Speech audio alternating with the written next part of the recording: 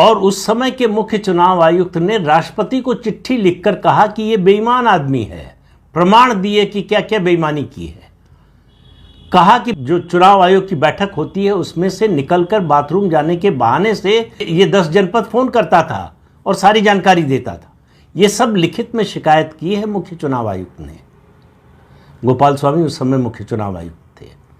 कोई कार्रवाई नहीं हुई, बल्कि उनके रिटायर होने के बाद उसी नवीन चावला को मुख्य चुनाव आयुक्त बना दिया गया। मुख्य न्यायाधीश की जो बात थी, उन्होंने कहा 2023 में एक मुकदमा हुआ सुप्रीम कोर्ट में और कहा गया कि चुनाव आयुक्तों का चुनाव करने के लिए कोई समिति बननी चाहिए।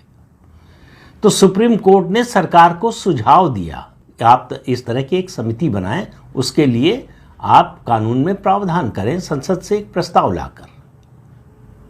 यह फैसला नहीं था सुप्रीम कोर्ट का, यह सुझाव था सरकार को। सरकार ने तुरंत मान लिया और सुप्रीम कोर्ट ने यह कहा कि जब तक आप कानून बनाते हैं तब तक के लिए वैकल्पिक व्यवस्था होगी, जिसमें मुख्य न्यायाधीश, प्रधानमंत्री और उसके अलावा नेता प्रतिपक्ष सदस्य होंगे।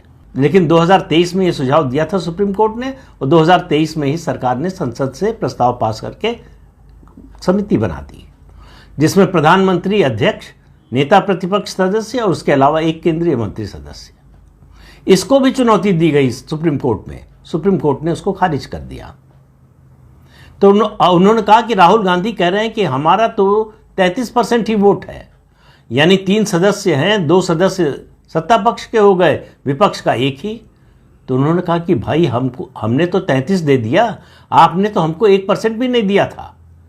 नेता प्रतिपक्ष या विरोधी दल का कोई नेता होता ही नहीं था, कोई कमेटी ही नहीं होती थी, तो उसके होने का सवाल क्या।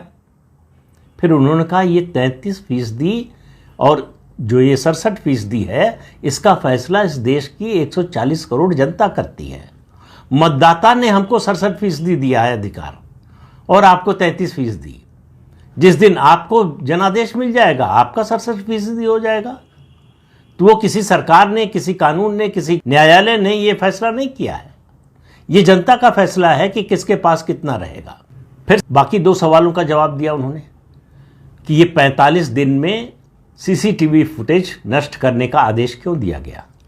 उन्होंने कहा 1951 में जब रिप्रेजेंटेशन ऑफ पीपुल्स एक्ट बना था तब ये सीसीटीवी का चलन नहीं था, टेक्नोलॉजी ही नहीं थी, इसलिए उसमें कोई जिक्र नहीं था।